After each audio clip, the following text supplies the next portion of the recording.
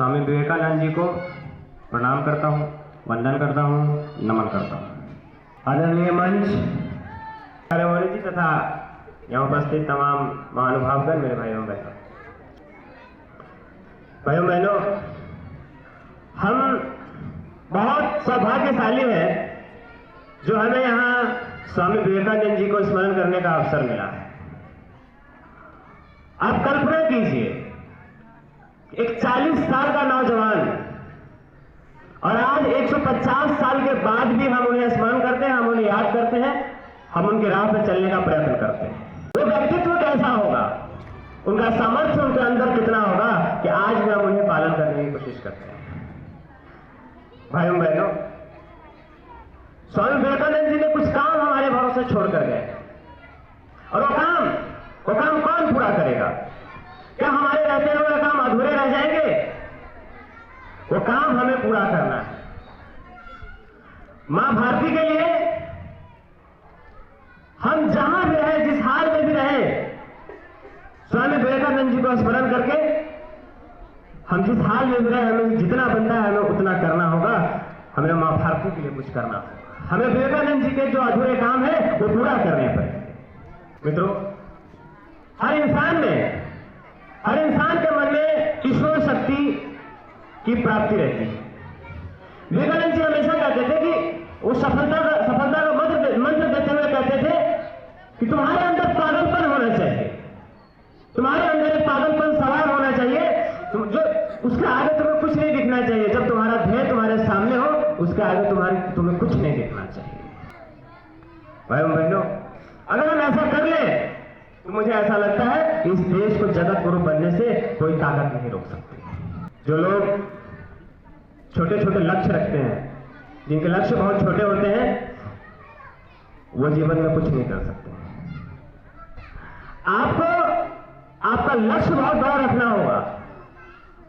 जो लोग अपना लक्ष्य बहुत बड़ा रखते हैं, वो इस देश में, इस दुनिया में बदलाव करते हैं और अपनी आंखों से उस बदलाव को देखते हैं। और इसलिए हमें अपना लक्ष्य बड़ा रखना होगा। स्वामी विवेकानंद जी ने अपनी पूरी जिंदगी समाज की सेवा के लिए खपा दी। भाइयों, एक ऐसा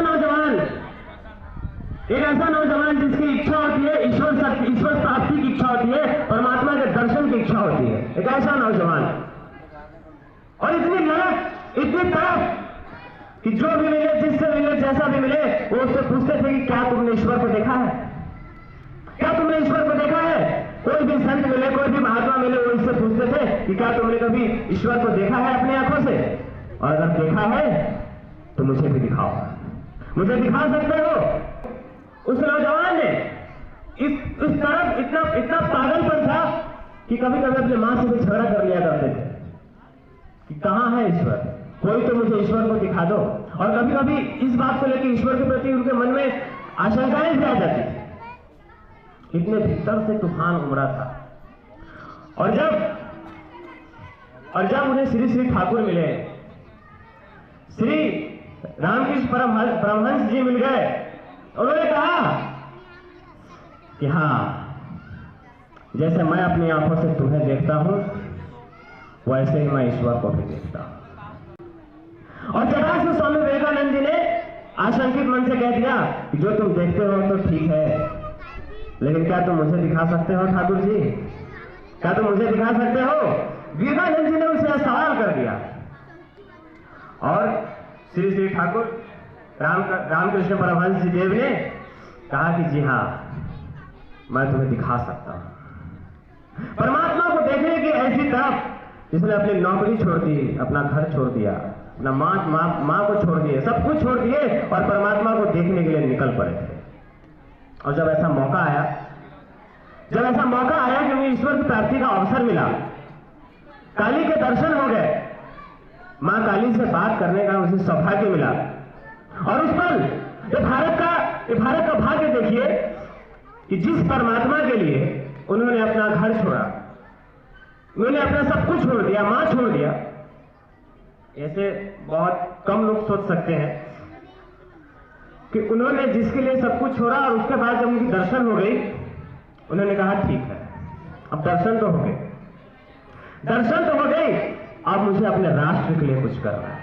ये भारत का सौभाग्य था कि उन्होंने कहा कि अब मुझे अपने राष्ट्र के लिए कुछ करना है, क्योंकि मेरी उपासना यहां नहीं, मेरी उपासना कहीं और है। 1902 दिन में उनके जीवन के अंत कालखंड में उन्होंने कहा था, मेरे देशवासियों, आप बहुत सारे भगवान की पूजा करते होंगे, ईश्वर के पीछे पागल रहते होंगे, सुबह शाम आरती करते होंगे, आराधना करते होंगे, लेकिन समय की मांग है कि समय की मांग है कि देखिए, जो इंसान अपनी जवानी, अपनी आवानी, अपना सब कुछ इसमें खपा दिया, अपने जीवन के अंत कालखंड में पहुंचकर वो हिंदुस्तान से कहते हैं कि तुम्हारे जो भगवान है, तुम जो ईश्वर के पीछे पागल बैठे हो, इन सारे भगवानों को पानी में डुबो दो, इन सारे भगवानों को पानी में डुबो दो। देखिए, जिस व्यक्ति ने अपना सर्वस्व छोड़ दिया भगवान की, ईश्वर की प्राप्ति के लिए, और अपने जीवन का अंत कालखंड में कहता है कि उस ईश्वर को पानी में डुबो दो। वो कहते थे कि समय की मांग है कि तुम्हारा एक आराध्य हो, तुम्हारी एक माता हो, तुम्हारी एक ही ईश्वर हो, एक ही शक्तिपीठ हो, और वो हो मां भारती। मां भारती हो, तुम भारत मां की पूजा करो, सारी देवी देवताओं को डुबो दो। ये हमारे स्वामी विवेकानंद जी कहते थे। आध्यात्म की ये कैसे आता है, कहां से आती है कि एक 40 साल का तरुण सन्यासी, जिसने अपना घर छोड़कर निकल पड़ा था ईश्वर की प्राप्ति के लिए, सामर्थ्यवान ले लेता है कि उसने कहा कि तुम अपने ईश्वर को पानी में डुबो दो, और तुम्हारा एक ही आराध्य हो, वो हो मां भारती।